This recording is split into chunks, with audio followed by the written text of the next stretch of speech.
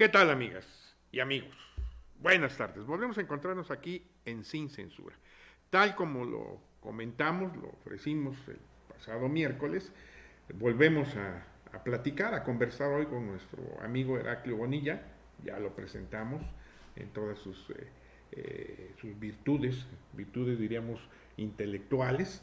Así que sin más preámbulos, volvemos con Heraclio Bonilla Gutiérrez. Heraclio, qué gusto volver a estar acá. Gracias, Raúl, nuevamente por la invitación, que acepto desde luego con mucho gusto, porque el tema que nos ocupa es un tema que debe estar en los medios por tratarse de un hombre público, don Luis Echeverría Álvarez, expresidente de México en el periodo 1970-1976, y de quien ha habido un linchamiento mediático a partir de 1982, cuando la derecha formalmente llega al poder. En ese momento hay una idea muy clara de ir en contra de los presidentes que sostenían su gobierno en los ideales de la Revolución Mexicana. Él fue el último. No obstante que todos suponemos que él tuvo que ver en la designación de su sucesor. Por supuesto. Pues su sucesor se dedicó a otras cosas menos, a compartir como gobierno los ideales que inspiraron los planes y programas políticos de la Revolución Mexicana. Muy bien. Y ayer nos quedábamos, precisamente, hiciste un recuento, bueno, inicialmente de lo que ha sido tu vida profesional, tu vida personal, y luego ya llegamos precisamente al tema de las acusaciones que se le formularon al expresidente Luis Echeverría, con quien también yo tuve la oportunidad de conversar, que fue precisamente, ya lo decíamos el miércoles, cuando nos conocimos en su casa, que hicimos una entrevista precisamente para este libro de Sin Censura, para este programa de Sin Censura, que ahora recogimos en un texto, con las transcripciones para dejarlas como testimonio. Aquí está la conversación de aquella ocasión con don Luis. Pero bueno, aquí lo interesante y lo importante es que vayamos continuando sobre los temas que ya habías tú iniciado. Antes quisiera yo presentarles dos fotos que nos trajo precisamente Heraclio, que comentó en el programa anterior, de don Luis, de dónde estaba y del tema que tú comentaste sobre Porfirio Díaz y Luis Echeverría, y que le pediste que fuera a visitar su tumba a París, ¿no? Efectivamente, en su último viaje y previo a su partida, ahí está, ¿no? Me dijo: compañero, ¿qué quieres que te traiga de este viaje? Sí. Y le comenté que quería yo que me trajera una fotografía de él en la tumba de Porfirio Díaz. Y efectivamente ahí aparece con la comitiva que lo acompañó. Sí. Ahí hay periodistas, empresarios, políticos, son los que lo acompañaron, porque fue un viaje de negocios. La de atrás es precisamente la tumba de Porfirio Díaz, ¿no? Sí, efectivamente. Ahí también creo que hay una foto de... Con una águila porfiriana. Ahí está. ¿Verdad? Ahí está muy clara. Esa es la tumba de Porfirio Díaz en Montparnasse, París. Montparnasse, en París. Cosas de la vida, cosas de la vida política. Pues todos esos hechos son históricos. Pero vamos entonces al tema. Estamos y comentaba sobre, está la acusación formal contra don Luis, y se sigue un proceso. Comentabas también algo sobre algunas decisiones de los ministros de la Corte, pero a mí me gustaría que hicieras un recuento global de todo este proceso, en cómo se operó, cómo se encaró, cómo lo encaró don Luis, ya no solo desde el punto de vista jurídico, sino también político, moral, personal, y en qué quedó. Por favor, Heraclio.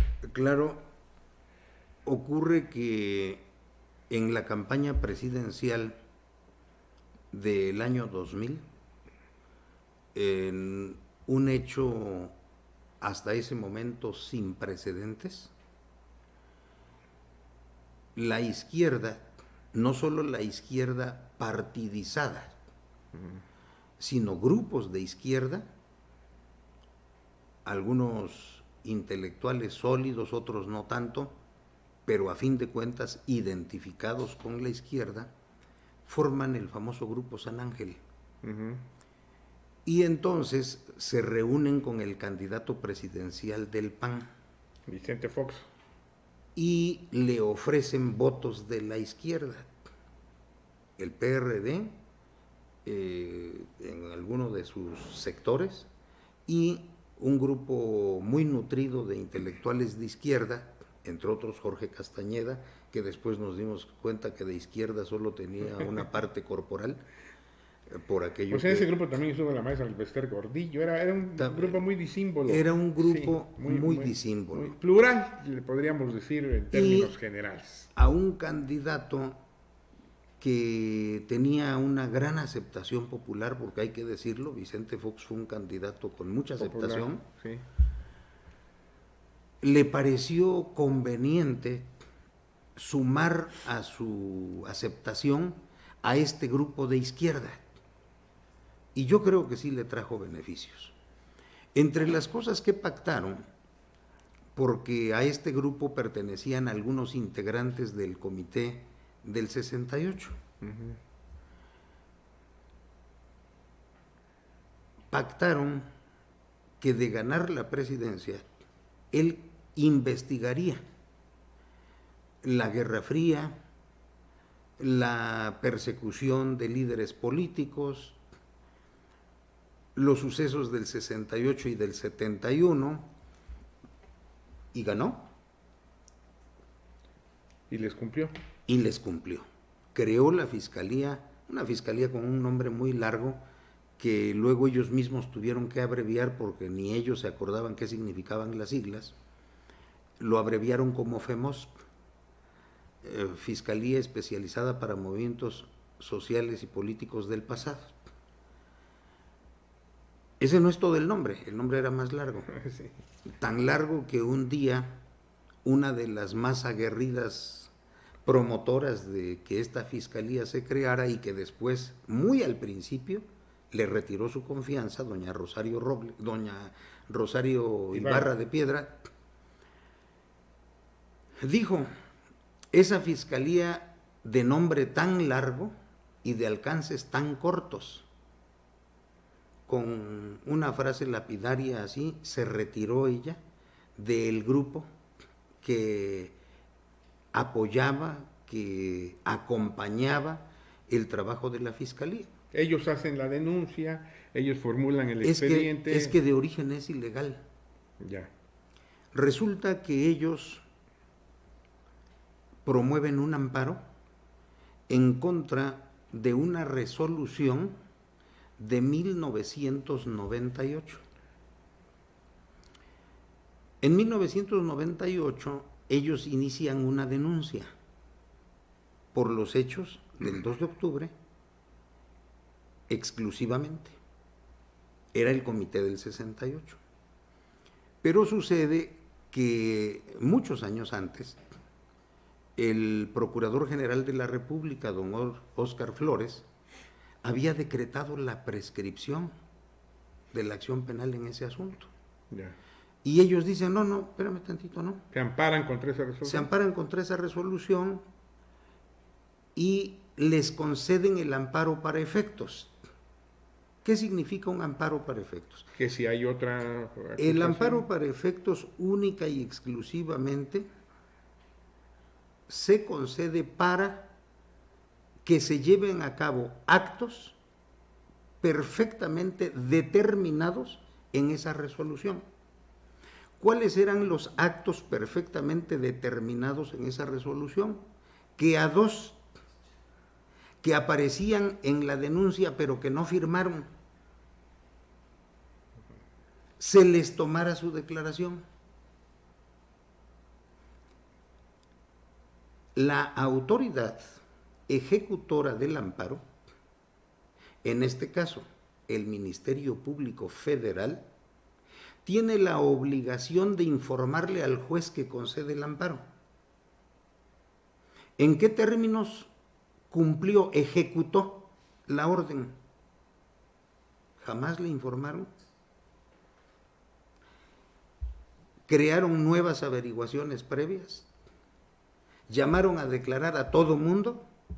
Entonces ahí hay una violación a un amparo. Claro. Así nace la fiscalía y así nace el trabajo de la fiscalía. Bien. Dije que ese amparo tenía que ver única y exclusivamente con los sucesos del 68. Ah, no, iniciaron otra por los del 71. Afortunadamente, cuando el fiscal, con muchos ánimos de protagonismo, consigna la averiguación correspondiente a los sucesos del 10 de junio de 1971, el juez de procesos penales federales determina no entrar al estudio del delito consignado. Dice, en el supuesto de que hubiera ocurrido, está prescrito. También está prescrito. Es el primero que se consigna, el del 71. Sí. Y dice, en caso de que esos hechos hubieran ocurrido, está prescrito. ¿Por qué? Porque hay una regla para la prescripción. Dice que el delito prescribe cuando transcurre la media aritmética de las penas señaladas para el mismo. Entonces, el delito de genocidio tenía una pena mínima de 20 años y una pena máxima de 40. Si sumas, son 60, la media son 30. Y estamos hablando del año 2002. Hechos del 71, habían prescrito. Esa fue la determinación. Jurídicamente ese es el planteamiento que era válido, diríamos. El Ministerio Público, el fiscal, apela, confirman la resolución del juez. Sin embargo, siguen trabajando la del 68. ¿Cómo es posible que hechos ocurridos, los mismos, el delito era el mismo, la acusación era por el mismo delito, los hechos ocurridos en el 71 ya prescribieron, los del 68 no? A pesar de que el juez que conoció del asunto del 68, el licenciado Ranulfo Mendoza, oaxaqueño, a mucha honra, dijo, en caso de haber ocurrido están prescritos esos hechos. No obstante eso, el fiscal arremete, tiene todo el apoyo de la señora Marta Sahagún, cometen todas las tropelías imaginables y logran, primero, consignar a Echeverría y segundo, liberar una orden de aprehensión en su contra. Que esto ocurre precisamente, lo que narrabas el miércoles, en un momento que te avisa a ti, te dice hay que recibir unos documentos. No, eso fue mucho antes, eso es cuando todavía no ocurre nada. Ok. Eso que narré es de cuando va a empezar, es el año 2002. Ya. Él está de viaje y me habla por teléfono para decirme que viaje yo a la Ciudad de México, que me quede en su casa, porque a la mañana siguiente me van a ir a notificar. Bueno, pues me llevé la gran sorpresa. No, esto ya es mucho más adelante, estamos hablando del año 2006, Ya. en que le libran una orden de aprehensión totalmente infundada. Como fue... 2006 ya al final del sexenio de Sí, Fox. como fue su consignación totalmente infundada. Como fue cada uno de los pasos procesales para lograr que alguien, hoy se dice, sea vinculado a proceso, en aquella época decíamos, y para este tipo de procedimientos, se le decretara un auto de formal prisión. En cada caso, fue un estirar la ley para que cupiera la conducta denunciada, que yo creo que varias veces se les reventó y la tuvieron que parchar. Fue una situación Para mí, que no solo fui el abogado, presumo la amistad estrecha, sincera, que existe entre el licenciado Luis Echeverría y yo, que aparte me pidió que me quedara yo a vivir en su casa 8 años con el propósito de sentir esa seguridad de que en el momento en que fuera necesaria la participación del abogado, ahí estuviera. Y así ocurrió. Pude ver un aspecto personal muy loable de parte del licenciado. Número 1, una institucionalidad a prueba de lo que gusten.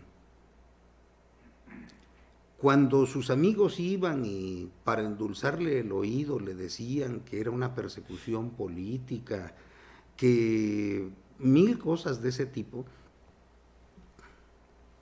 él decía: estamos en manos de los tribunales, tengamos confianza. Pero yo sabía el alcance de sus palabras, era auténtico. Tan auténtico que hubo un momento en que uno de sus amigos le sugirió que pidiera el apoyo de China y que con la bandera de China saliera de su casa rumbo al aeropuerto y viajara a China, país en donde él es un héroe. Ese fue otro de los enojos de Fox, que cuando Fox fue y se metió a jugar con los soldados de terracota, recibió menos atenciones oficiales que cuando el expresidente Luis Echeverría fue en el mismo año. Tuvo atenciones de mayor nivel, porque en China él es considerado un héroe. Sí. Entonces este amigo le sugería que viajara a China y pidiera asilo político. Y con una sobriedad contestó: no, compañero. Fui jefe de este Estado mexicano en el que sigo creyendo, en el que voy a creer hasta mi último aliento. Estoy a disposición de las instituciones de justicia. No puedo hacer eso. Esa fue una cosa. La otra cosa fue la actitud personalísima ante vaciladas de su partido. Su partido lo vaciló públicamente. El presidente de su partido dijo que había nombrado una comisión de abogados muy destacados, entre los que habían ex procuradores generales de la República. Y no era cierto. Cada uno de los que mencionó el presidente de su partido fueron después a verlo y le dijeron: señor, no existe tal comisión. Señor, yo vengo a ponerme a sus órdenes de manera personal, pero el partido en ningún momento me ha comunicado nada de lo que ha declarado. O sea que solamente fue de boca para afuera. Así fue. Ante esa situación, él siempre mostró entereza, nunca hizo una declaración en contra de su partido, jamás. Nunca se quejó de que pues se burlaran, porque no se puede entender de otra manera, de su desgracia de ser sometido a juicio injustamente, y que su partido no solo no lo defendiera, sino que se burlara anunciando una comisión inexistente. Comportamientos de esta naturaleza me hicieron ver en él a un hombre con una solidez como hombre público, como político, impresionante, impresionante realmente. Hubo muchos otros momentos, como cuando se iba a conocer si se libraba o no la orden de aprehensión en su contra. temprano, ese día desayunamos muy temprano, y le dije, no quiero que hablemos por teléfono, nos vamos a poner de acuerdo. Si se libra la orden de aprehensión, yo le voy a marcar y le voy a decir que nos fue mal y vamos a colgar. Si no se libra la orden de aprehensión, yo le voy a marcar, le voy a decir nos fue bien y vamos a colgar. El tribunal que dictó su aprehensión está muy cerca de su domicilio particular, muy, muy cerca. Le dije, y entonces vengo y le platico detalles. Salió la orden de aprehensión, le llamé, nos fue mal. Y colgaste. Y me ganó. Me te dijo, ganó. esa es la política, compañero. Vaya que sí sabe cómo se mueven los hilos del poder. Esa fue una lección para mí. Esa es la política. Dijo, esa es la política, compañero. Y colgó. Hemos visto que efectivamente esa es la política. Hay muchos ejemplos, sobran ejemplos. Hoy estamos viviendo un acto de esa naturaleza, pero muy recientemente hemos vivido otros, Claro. en donde la ley la hacen flexible los impartidores de justicia, aquellos en quienes el pueblo confía, aquellos que tienen los salarios más altos del país, se prestan para flexibilizar la ley y hacer justicia a modo. Sí, suele suceder eso que estás comentando. ¿Y qué pasó ahí, Heraclio? Bueno, pues habíamos previsto que para el caso de que hubiera orden de aprehensión, y ya lo habíamos solicitado previamente como abogados, se le concediera el beneficio de la prisión domiciliaria, como ocurrió. Él estuvo preso más de 2 años en su casa. Él estuvo preso con una disciplina increíble. Recuerdo, porque las fechas fueron muy simbólicas, para darnos cuenta de que no fue justicia, sino fue venganza, para darnos cuenta de que se le utilizó para afirmar en el poder a un hombre que después los hechos lo exhibieron con todas sus limitaciones. Primer acontecimiento tendencioso. Él es citado por primera vez para declarar ante la Fiscalía el 2 de julio del año 2002, fecha en que Vicente Fox celebraba 3 cosas: su cumpleaños, su triunfo electoral y su aniversario de bodas. Claro. Así o más claro. Simbolismos, ¿no? Simbolismos. Simbolismos de la política. Simbolismos de la política. Por eso cuando le comuniqué la mala noticia, él dijo, esa es la política, compañero. Porque él estaba muy consciente de que su situación no se debía a causas estrictamente jurídicas, sino políticas.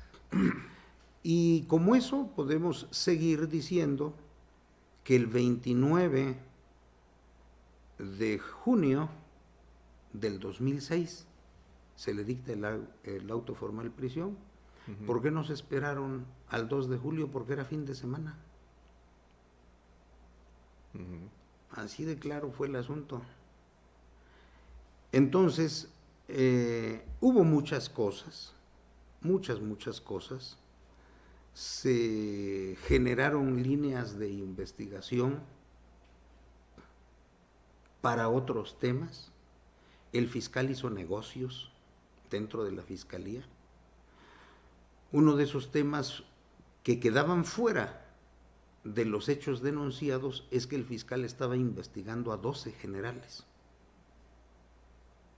Investigando en cosas que nada tenían que ver con el 68. Pero él los trataba de vincular o los intentó vincular. Él traía negocios. Ya.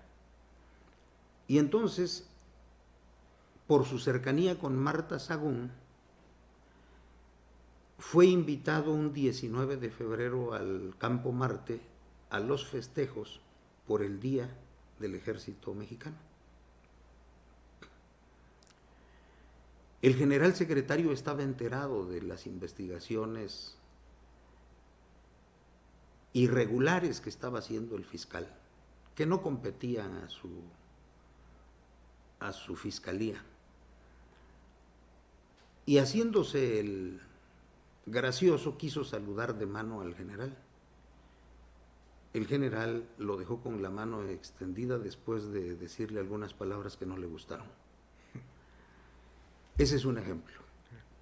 Otro ejemplo es que él estaba pasando información a Roberto Madrazo sobre hechos que no tenían que ver con el 68, sino con la muerte de su padre en aquel lamentable accidente aéreo en Monterrey, Nuevo León. Es decir, tenía sus encargos, y si no eran encargos, sus negocios personales. ¿Cómo se cierra el caso, Heraclio? Pues se cierra porque nosotros logramos demostrar en la revisión del juicio de amparo que se había violado la Constitución. Hoy, y por una serie de reformas que iniciaron en el año de 1983 en materia penal, hoy tenemos muy claro que es un delito grave. Los delitos graves en el 83 empiezan a separarse porque habían otras leyes como el Código de Comercio, como la Ley General de Títulos y Operaciones de Crédito, que tenían conductas delictivas.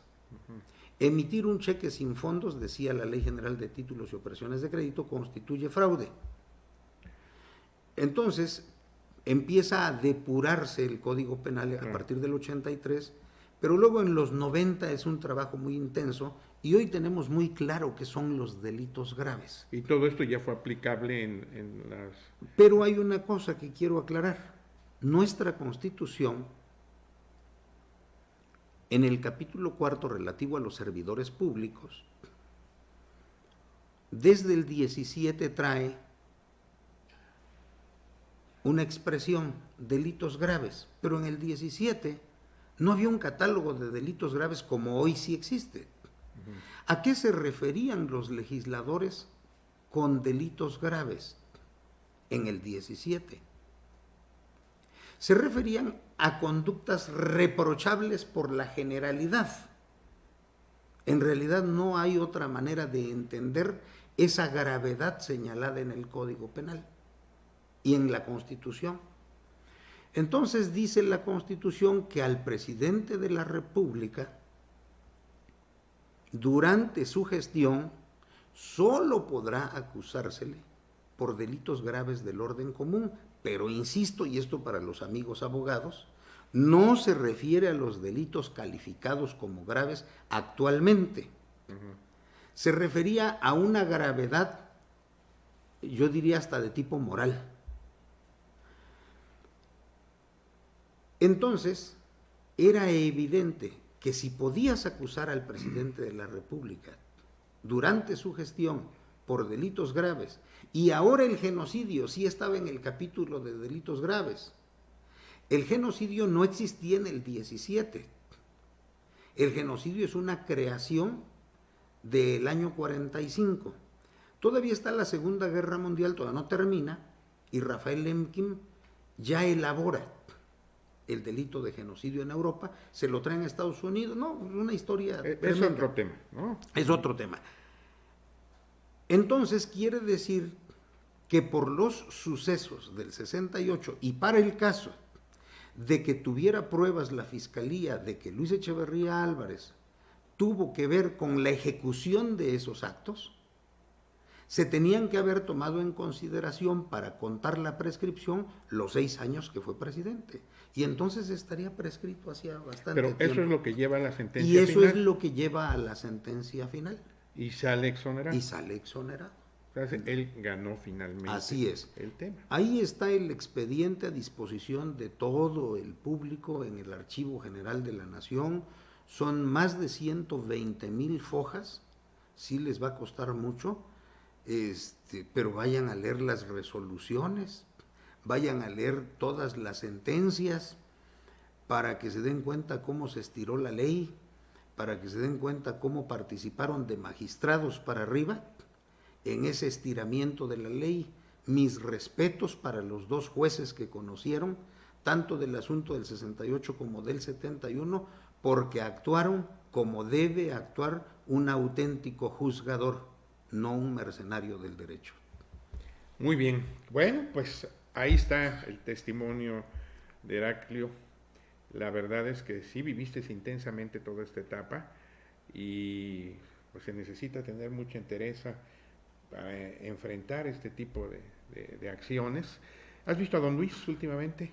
No, ya tiene tiempo que no. Hace rato. Porque estás ahora en Oaxaca, ¿no? Estamos aquí, mantengo permanente comunicación, eso sí, indiscutiblemente. Después de que ya esto terminó para don Luis, ¿cuál fue su reacción?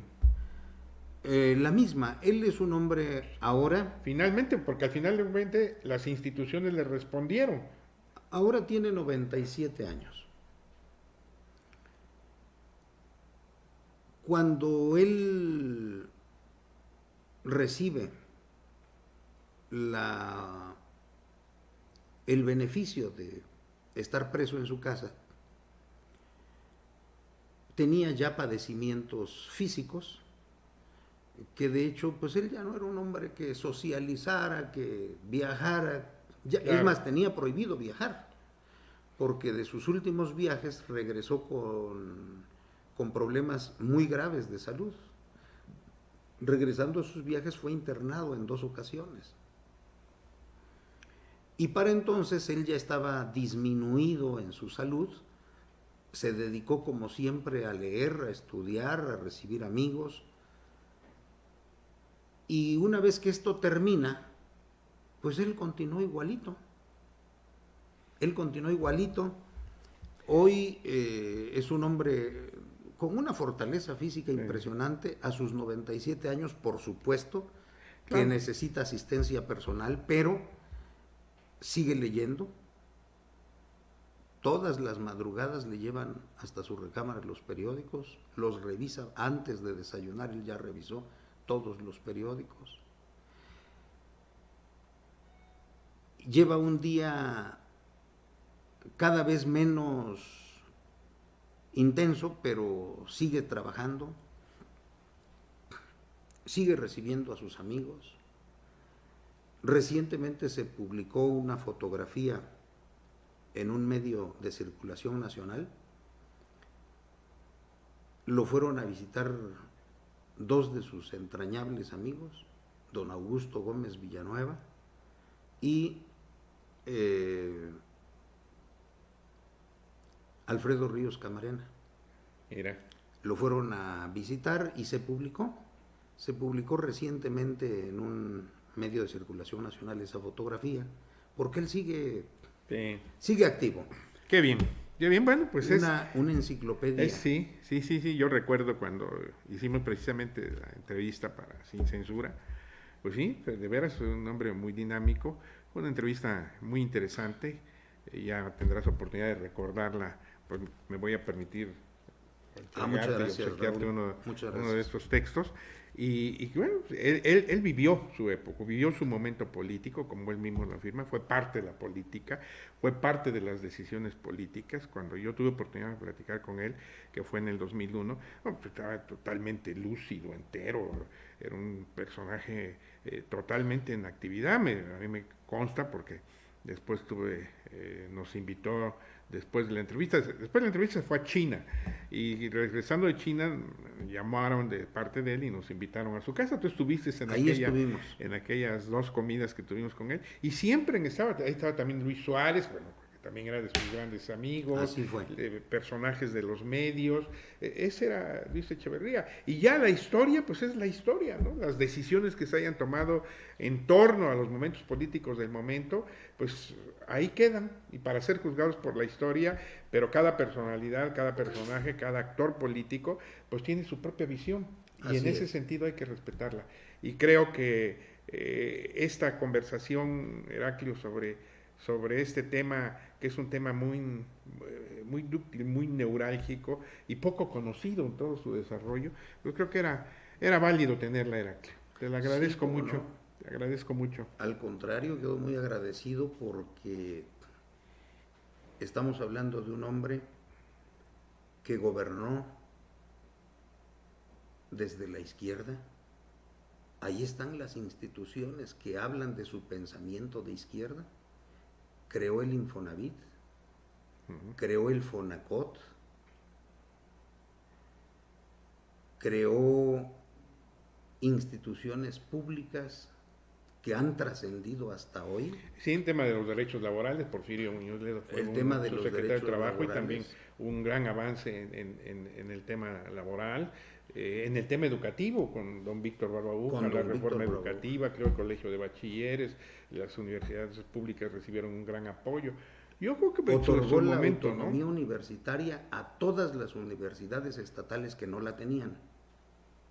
Bueno, ese es un tema que también Ese a mí es me otro- tocó, ese me es tocó otro tema, participar, ¿sí? sí, lo recuerdo. Son cosas que ponen en claro al hombre, ponen en claro al hombre, hablar de él y señalar, y bueno, pues que señalen los que tengan que señalarle. Pero ahí están las instituciones que perduran en beneficio de las clases desfavorecidas. No solo trabajó de esa manera a nivel nacional, a nivel internacional recordemos su famosa carta de los deberes deberes y derechos económicos de los de estados, los estados. porque él sintió la responsabilidad de México, que tenía una posición privilegiada en el contexto mundial, sintió la necesidad de México de seguir encabezando los reclamos de los países tercermundistas. Sí. Y por eso la carta. Y esa carta, hay que decirlo, tuvo el apoyo de un sector internacional muy importante, Sí, sin duda. el Vaticano. En el Vaticano sabían de su ateísmo. Sin embargo, se las ingeniaron para invitarlo. Y él fue. Él le regaló al Papa Paulo VI una pintura de su amigo, Ricardo Martínez de Hoyos. El Papa, a cambio y con mensaje cifrado, le regaló un cuadro, un altorrelieve con aquella remembranza de cuando Pablo se convierte al cristianismo, en aquella célebre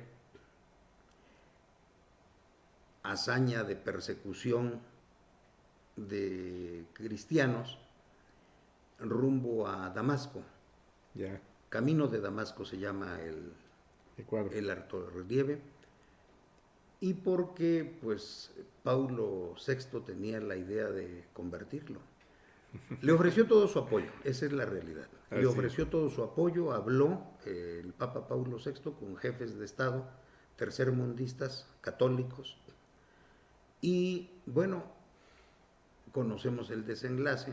No fue secretario general de la ONU en venganza de los gringos, porque siendo presidente de la República, el presidente norteamericano le llamó para invitarlo a que México votara en contra del ingreso de China a la ONU.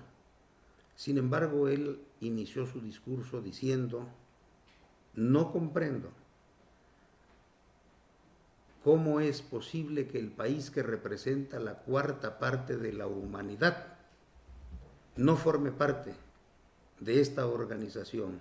El voto de México es a favor del ingreso de China. y a partir de entonces China no solo ingresa a la ONU, sino al Consejo Permanente de Seguridad. Y ahí están los hechos.